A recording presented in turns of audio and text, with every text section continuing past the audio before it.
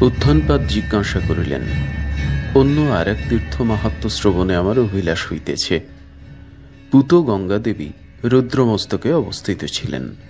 তিনি কিরূপে ইহলোকে সমাগত হইলেন, আর কেই বা তাহাকে রুদ্রমস্তক হইতে ভূতলে আনয়ন করিল? আর দেবশিলা নামে অন্য এক পুণ্যতীর্থ আছে। এই দেবশিলারও মাহাত্ম্য অতি উত্তম। হে শঙ্কর, যদি আমার প্রতি প্রসন্ন হইয়া থাকেন, তবে এই সকল আমার নিকট বর্ণন করুন। ঈশ্বর উত্তর করিলেন, হে রাজন, গঙ্গা যে রূপে অবতীর্ণ হইয়াছিলেন বলিতেছি, তুমি এক মনা হইয়া শ্রবণ করো। হে মহীপতে, অখিল লোকের হিত কামনায় দেবগণই এই মহাভাগা গঙ্গাদেবীকে ভূতলে আনয়ন করেন। হে নরেশ্বর, দক্ষিণ দিকে বিন্দ নামক এক পর্বত আছে। ব্রহ্মাদি দেবগণ একদা সেই বিন্দ পর্বতে গমন করিয়া গঙ্গা দেবীকে আহ্বান করেন এবং দেবদেব জগন্নাথ জগৎগুরু ঈশ্বরকে অর্চনা করিয়া তাহার নিকট প্রার্থনা করেন যে, হে দেব, আপনার জটা মধ্যগত জাহ্নবী দেবীকে পরিত্যাগ করুন। অনন্তর রুদ্র দেবগণের প্রার্থনা অনুসারে মস্তক হইতে গঙ্গা দেবীকে পরিত্যাগ করিলেন। মহাপুণ্যা দীপ্তিমতী দেবী জাহ্নবীও তখন ভূতলে প্রাদুর্ভূতা হইলেন। হে ভূপ, লোকহিতের জন্য দেবগণই তাহার আবির্ভাব প্রার্থনা করেন। দেবী দেবগণের প্রার্থনায় আবির্ভূতা হইয়াছিলেন বলিয়া তিনি ভূতলে দেব নদী নামে বিখ্যাতি লাভ করিলেন। যাহারা এই জাহ্নবী তীরে বাস, ভক্তিপূর্বক ইহার জলে অবগাহন ও নিত্য জল পান করে, তাহাদের জমালয় দর্শন হয় না। হে নরাধীপ, দেবনদী গঙ্গা দেবীর যে পূর্বভাগ শূলভেদ কুণ্ডে পতিত হইয়াছে, তাহার নাম প্রাচী সরস্বতী। আর তুমি যে শিলার কথা জিজ্ঞাসা করিয়াছ, সেই অনুত্তম শিলাতীর্থ মহাদেব স্বয়ং নির্মাণ করেন এবং এই শিলা শূলভেদের দক্ষিণ দিকে বিদ্যমান। যে মানব ভক্তি সহকারে এই শিলাতীর্থে স্নান করিয়া পিতৃদেবগণের তর্পণ করে, কল্পকাল পর্যন্ত তদীয় পিতৃগণ তৃপ্তি লাভ করিয়া থাকেন।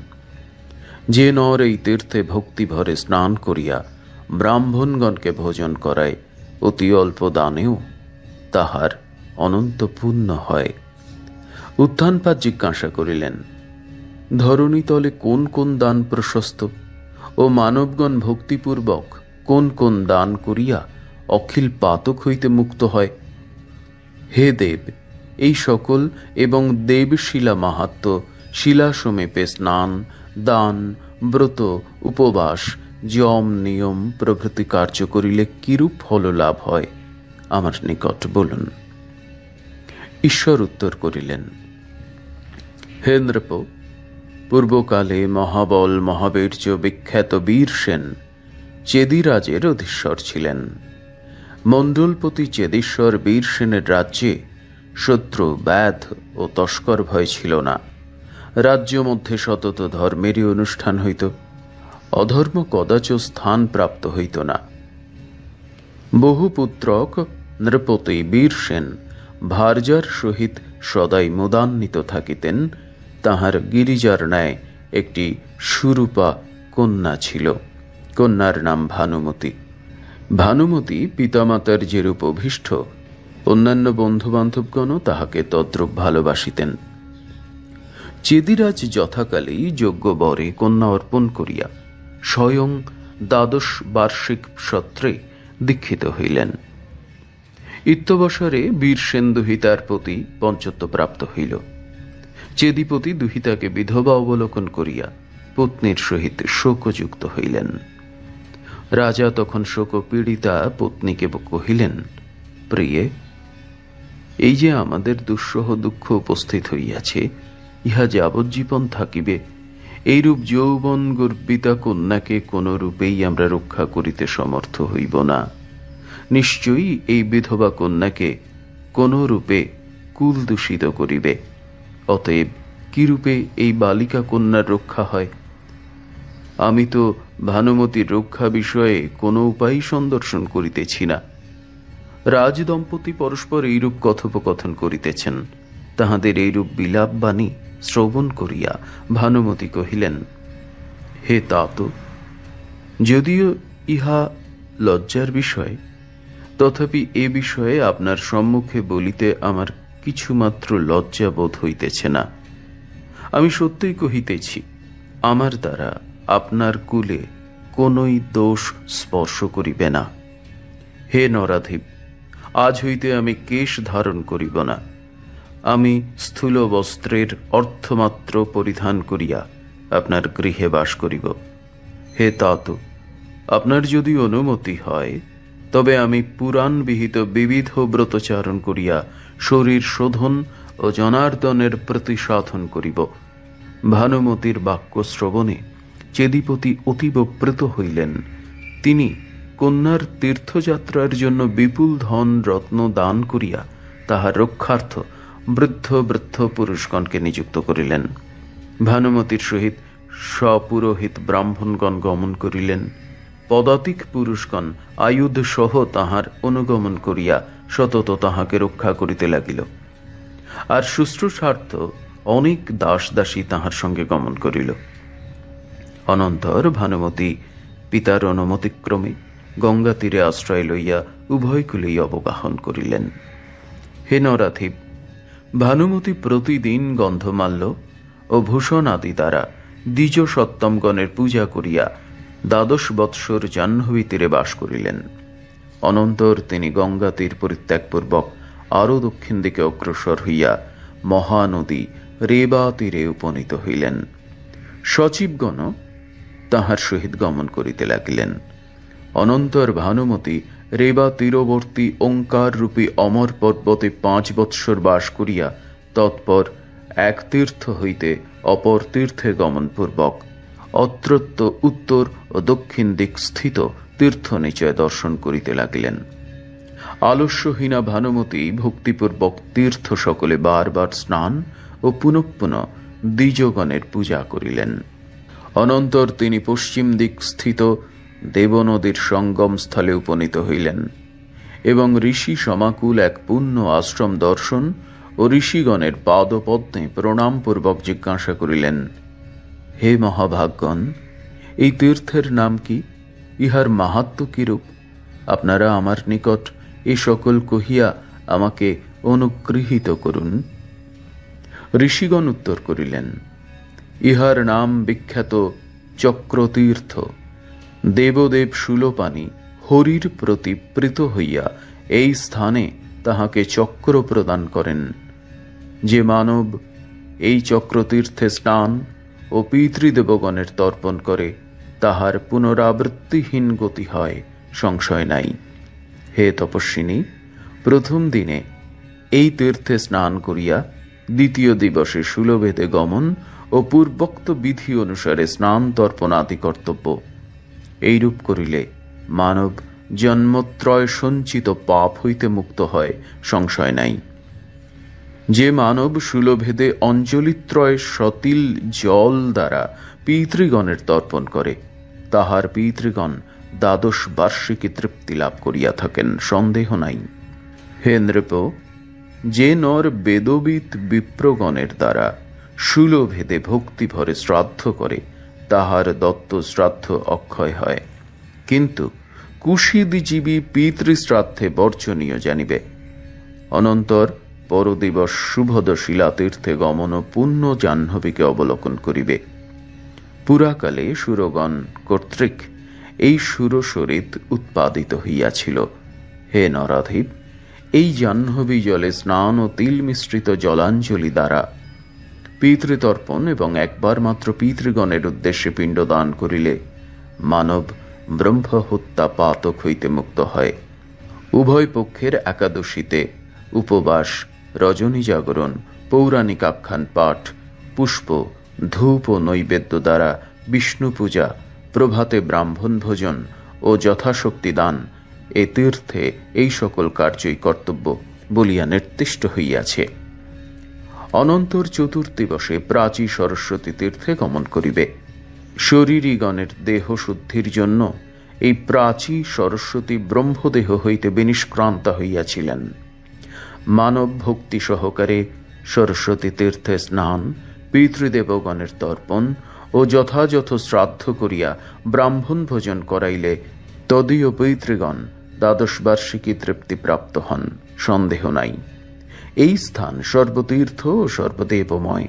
এখানে কোটি কোটি দেব ও উত্তম উত্তম কোটি কোটি লিঙ্গ বিদ্যমান।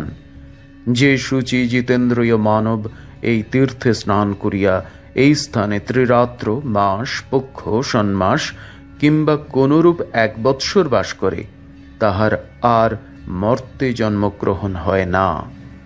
সতত স্বর্গই তাহার বাস হইয়া থাকে।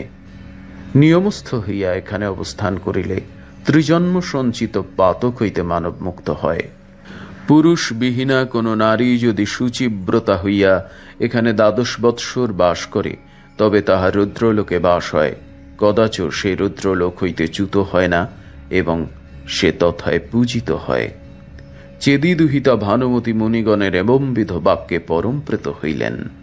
তিনি অনলসভাবে অহর্নিশ সেই তীর্থে অবগাহন ও তীর্থের মহাপ্রভাব অবলোকন করিয়া পুনরায় মুনিগণকে জিজ্ঞাসা করিলেন। তিনি স্বপুরোহিত দ্বিজগণের সম্বোধন করিয়া কহিলেন, হে ব্রাহ্মণগণ, অদ্য আপনারা আমার বাক্য শ্রবণ করুন। আমার যতদিন জীবন থাকিবে আমি এ স্থান পরিত্যাগ করিব না, অহর্নিশ এই তীর্থেই বাস করিব। আপনারা আমার পিতামাতাকে কহিবেন, তোমাদের কন্যা নিয়মব্রতধারিণী হইয়া শূলভেদ তীর্থে বাস করিতেছে। হে নৃপ, ভানুমতী এইরূপ কহিয়া সেই শূলভেদেই রহিয়া গেলেন এবং তিনি একান্ত উপবাস নিরতা, এমনকি ক্রমে মাসোপবাসিনী হইয়া দেবশিলা সমীপে উপবেশনপূর্বক চক্রপাণের ধ্যান করিতে লাগিলেন। তিনি অহর্নিশ বিষ্ণু সমীপে ধূপদাহ, চন্দনদান ও মনোজ্ঞ প্রদীপ প্রজ্বালন এবং স্বয়ং দ্বিজগণের পাদ প্রক্ষালন করিয়া দিয়া তাহাদিগকে ভোজন করাইতে লাগিলেন। সুব্রতা ভানুমতীর এইরূপ 12 বৎসর অতীত হইল। ঈশ্বর কহিলেন, হে নৃপ, দেবশিলার অপর এক পৌরাণিক ইতিহাস সহ মাহাত্ম্য বর্ণন করিতেছি, শ্রবণ কর। হে মহাবাহ, ধনেশ্বর নামে জনৈক শবর ব্যাধ দুর্ভিক্ষ পীড়িত হইয়া ভার্যার সহিত আমিষার্থ শূলভেদের অরণ্য প্রদেশে আগমন করিয়াছিল। সে অরণ্যে আসিয়া পক্ষী, মৃগ ও ফলাদি কিছুই লাভ করিল না। অনন্তর শবর এক সরোবর দর্শন করিল। এই সরোবর কমলমালায় অলঙ্কৃত ছিল। অনন্তর শবরীয় সরোবর দর্শন করিয়া স্বামীকে কহিল, হে স্বামীন, দিব্য কুমুদ নিচয় চয়ন কর। অত্রত্য লোক সকল ধর্মশীল, তাহারা অবশ্যই এই কুমুদ কুসুম ক্রয় করিয়া যত্ন সহকারে শূলভেদে ত্রিশূলের পূজা করিবে, আর সেই কুমুদ বিক্রয় লব্ধ ধন দ্বারা আমাদেরও আহার নির্বাহ হইবে। শবর পত্নীর বাক্যে তাহাই করিল। সে সরোবর হইতে কুমুদ নিচয় গ্রহণপূর্বক তটে উঠিয়াই সম্মুখে এক বিল্লতরু অবলোকন করিল। অনন্তর ওই বিল্লতরু হইতে সুপক্ষ শ্রীফল সকল গ্রহণ করিয়া শূলভেদে উপনীত হইল। হে নরাধিপ, শবর যে দিবস শূলভেদে উপনীত হয় সেদিন চৈত্র মাসের শুক্লা একাদশী। শবর দেখিল শূলভেদে বাল, বৃদ্ধ, রমণী বহু লোক সমবেত হইয়া সেই একাদশী দিবসে তথায় স্নান করিতেছে। অনন্তর শবর শিলাতীর্থে দেবশিলার উপর এক দিব্য মণ্ডপ অবলোকন করিল। ওই মণ্ডপ বস্ত্র দ্বারা সম্যক বেষ্টিত ও বিবিধ মাল্য দ্বারা উপশোভিত।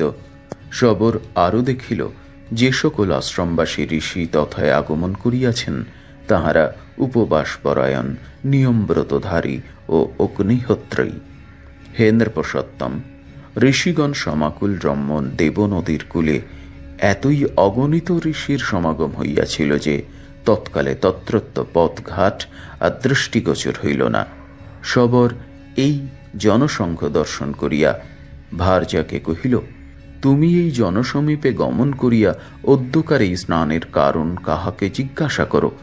অবশ্যই যে সকল পর্ব শ্রুত হয় অদ্য তাহারই কোনো একটি হইবে, কিংবা অদ্য সূর্য চন্দ্রগ্রহণ অথবা অয়ন কিংবা অক্ষয় তৃতীয়া হইবে। স্বামী শবরের আদেশে শবরী তখনই সেখানে গমন করিল এবং এক রমণীকে সম্মুখে দেখিতে পাইয়া তাহাকে 2টি পদ্ম প্রদানপূর্বক জিজ্ঞাসিল, হে শুভে, অদ্য কোন পুণ্য তিথি বা পর্বদিন উপস্থিত? জনগণ কেন স্নান করিতেছে ও এইরূপ স্নানের কি ফল, এ সকল আমাকে বলুন। নারী উত্তর করিলেন, অদ্য সর্ব পাপ বিনাশিনী পুণ্যা একাদশী। যে মানব এই তিথিতে একবার উপবাস করে তাহার স্বর্গ লাভ হয়। হে নৃপসত্তম, নারীর মুখে শবরী এইরূপ শ্রবণ করিয়া তখনই স্বামীর সমীপে উপনীত হইল এবং অব্যগ্রভাবে সেই সকল নারী বাক্য স্বামীর নিকট নিবেদন করিল।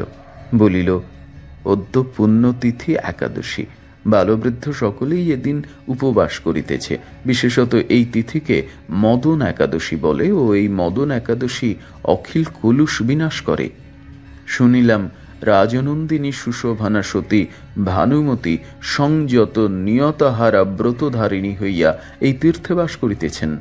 ত্রিলোকে ইহার ন্যায় কোনো রমণীই দৃষ্ট হয় না। এই ভানুমতী ত্রিলোকে বিখ্যাতা। সেই বরারৌহা রমণীকে দর্শন করিলে মনে হয় তিনি স্বর্গীয়া রমণী, যেন মানবদেহে ধরাতলে অবতীর্ণ হইয়াছেন। পত্নীর বাক্যে শবর কহিল, প্রিয়ে, অদ্য যে সকল কমল লাভ হইয়াছে ওই সকল প্রদান করিয়া তুমি আহার করো। আমি নিশ্চয় বলিতেছি, আমি অদ্য ভোজন করিব না। হে ভদ্রে, আমি পাপবুদ্ধির বশবর্তী হইয়া কদাচ পুণ্য অর্জন করি নাই। শবরী উত্তর করিল, আপনি আহার না করিলে কদাচ আমি আহার করি নাই। যত দিনের কথা আমার স্মরণ হইতেছে আমি আপনার ভুক্তাবশিষ্টই ভোজন করিয়াছি। অনন্তর শবর ভার্যার এইরূপ নিশ্চয় জানিয়া স্নানার্থ সরোবরে গমনপূর্বক অর্ধোত্তরীয় বসনে ভক্তিভরে স্নান ও সুরগণের চরণে নমস্কার করিল। অনন্তর শঙ্কিতমনা শবর সেই শিলা সমীপে উপনীত হইয়া জনার্দনকে প্রণাম করিল। পূর্বে শবরী যাহাকে 2টি কুমুদ কুসুম দান করিয়াছিল সে চেদি দুহিতা তপস্বিনী ভানুমতির দাসী। দাসী ভানুমতির সমীপে উপনীত হইয়া সেই শবরী দত্ত কুমুদ কুসুমদয় নিবেদন করিল। তদ্দর্শনে ভানুমতি জিজ্ঞাসা করিলেন, ওহে, তুমি কাহার নিকট এই পদ্মদয় লাভ করিলে? সত্তর আমাকে বলো এবং অবিলম্বে তথায় গমন করিয়া আরো অনেক পদ্ম আনয়ন করো। দেখো, যদি পদ্মের বিনিময়ে ধান্য কিংবা ধন দিতে হয় তাহা দিয়াও বহু পদ্ম আনয়ন করো। ভানুমতির বাক্য শ্রবণে তদীয় দাসীগো শবরী সমীপে গমন করিয়া বলিল, আমাকে বহু শ্রীফল ও পুষ্প প্রদান করো। শবরী উত্তর করিল, আমি তোমাকে প্রচুর পুষ্প বিশেষত শ্রীফল দান করিব। তুমি রাজ্ঞীকে জানাইবে যে এ বিষয়ে আমার লোভ বা স্পৃহা নাই। শবরী দাসীকে এইরূপ কহিলে সেই দাসী তপস্বিনী ভানুমতির সমীপে সত্তর গমন করিয়া যথাযথ সবিস্তারে শবরী বাক্য নিবেদন করিল। রাজ্ঞী তাহা শুনিয়া স্বয়ংই সেই শবরী সমীপে উপনীত হইলেন এবং শবরীর প্রতি প্রত হইয়া বলিলেন, মূল্য লইয়া আমাকে কমল দান করো। শবরী উত্তর করিল, হে দেবী, আমি পুষ্প ফলের মূল্য লইতে অভিলাষ করি না। আপনি আমার নিকট যথেষ্ট পুষ্প ও শ্রীফল গ্রহণ করিয়া যথামতি জগৎপতি বাসুদেবকে পূজা করুন। রাজ্ঞী বলিলেন, আমি বিনামূল্যে তোমার কমল লইব না। পুষ্পের বিনিময়ে আমি 1 খারি ধান্য অর্পণ করিতেছি, গ্রহণ করো। তুমি ইচ্ছা করিলে আমার নিকট 10, 20, 30, 40 কিংবা 100 খারি ধান্যও গ্রহণ করো। ইহা দ্বারা তুমি দুর্ভিক্ষ সাগর হইতে উত্তীর্ণ হইতে পারিবে। তোমার প্রদত্ত কমলের জন্য আমি অমূল্য ধন রত্ন এমনকি তোমার অন্য যাহা কিছু অভিলাষ প্রদান করিব, সংশয় নাই। শবরী উত্তর করিল, হে বরাননে, আমি আহারার্থে চিন্তিত নহি। সম্প্রতি দেবতা প্রতি আমার একমাত্র কামনা। হে ভদ্রে, দেবকার্য সাধন ভিন্ন, আমার বুদ্ধি অন্য কিছুতেই আরুষ্ট নহে। রাজ্ঞী কহিলেন, অন্যেই সকল প্রতিষ্ঠিত, তুমি কি করিয়া সেই অন্ন পরিত্যাগ করিবে? অতএব তুমি সর্বপ্রযত্নে আমার অন্ন গ্রহণ করো। দেখো, যাহারা মহাভাগ অরণ্যবাসী তপস্বী, তাহারাও অতীন্দ্রিত হইয়া গৃহস্থের দ্বারে আসিয়া অন্ন কামনা করেন। শবরী উত্তর করিল, আমি পূর্বে মূল্য লইব না বলিয়া অঙ্গীকার করিয়াছি, এক্ষণে কিরূপে তাহার অন্যথা করি? দেখুন, এ জগতে সকলই সত্যে প্রতিষ্ঠিত রহিয়াছে। সূর্য সত্যভাবে তাপ প্রদান করে, সত্য প্রভাবে অগ্নি প্রদীপ্ত হয়, সত্য প্রভাবে সাগরের অবস্থান হইয়া থাকে, সত্য প্রভাবে সমীরণ প্রবাহিত হয়, সত্য প্রভাবে শস্য পরিপক্কতা লাভ করে, সত্য প্রভাবে গোগণের ক্ষীর খরিত হয়। এমনকি এই স্থাবর জঙ্গমাত্মক অখিল জগৎই সত্যে প্রতিষ্ঠিত। অতএব সর্বপ্রযত্নে সত্য দ্বারাই সত্য পালন করিবে। হে রাজ্ঞী, একমাত্র দেব কার্য ব্যতীত অন্য বিষয়ে আমার বুদ্ধি নিবিষ্ট হইতেছে না। অতএব আপনি এই পুষ্প গ্রহণ করিয়া গদাধরের পূজা করুন। আমি দ্বিজগণের মুখে শুনিয়াছি, কুশ, শাক, জল, মৎস্য, গন্ধ, পুষ্প, অক্ষত বা দধি, মাংস, শস্য, আসন ও ধান গ্রহণে কদাচ দোষ হয় না, আর দ্বিজগণও এরূপ প্রতিগ্রহ প্রত্যাখ্যান করেন না। রাজ্ঞী কহিলেন, পুষ্প চতুর্বিধ, উদ্যান হইতে আগত, বনজাত, মূল্য দ্বারা কৃত ও প্রতিগ্রহ লব্ধ। তন্মধ্যে স্বয়ং যাহা অরণ্য হইতে আহরণ করা হয় তাহাই উত্তম, যাহা আরাম হইতে আহৃত তাহা মধ্যম, যাহা কৃত তাহা অধম, আর যাহা প্রতিগ্রহলব্ধ পণ্ডিতগণ বলেন তাহা নিষ্ফল। পূর্বেই কথিত হইয়াছে যে ভানুমতির সহিত পুরোহিত ছিলেন। তিনি কহিলেন, রাজ্ঞী, এক্ষণে পুষ্প গ্রহণ করিয়া গদাধরের পূজা করো, তারপর অন্য কোনো সময়ে এই শবরীর উপকার করিও। ঈশ্বর কহিলেন, অনন্তর রাজ্ঞী শবর প্রদত্ত স্বপদ্ম শ্রীফল গ্রহণ করিয়া উত্তম পূজা, রাত্রি জাগরণ ও পৌরাণিক কথা শ্রবণ করিলেন। তখন শবর নিজ ভার্যা শবরীকে কহিল, হে সুন্দরী, যেরূপে পারো দীপ দানার্থ তৈল গ্রহণ করো। শবরী তৈল আনিল, দীপ জ্বালিল এবং দীপ প্রদান করিয়া স্বামীর সহিত হরির উত্তম পূজা, রজনী জাগরণ ও ধরণীধর হরির ধ্যান করিল। অনন্তর রজনী প্রভাত হইল। ঋষি তপস্বীরা স্নানার্থ উৎসুক হইলেন। তাহারা কেহ সুলভেদে, কেহ দেবনদীতে, কেহ সরস্বতী তীর্থে, কেহ মার্কণ্ডেয় হ্রদে, কেহ চক্রতীর্থে এবং অপর কেহ দেবশিলায় যথাবিধি স্নান করিয়া শুচি হইয়া পূত চিত্তে যত্ন ও শ্রদ্ধার সহিত শ্রাদ্ধ করিলেন।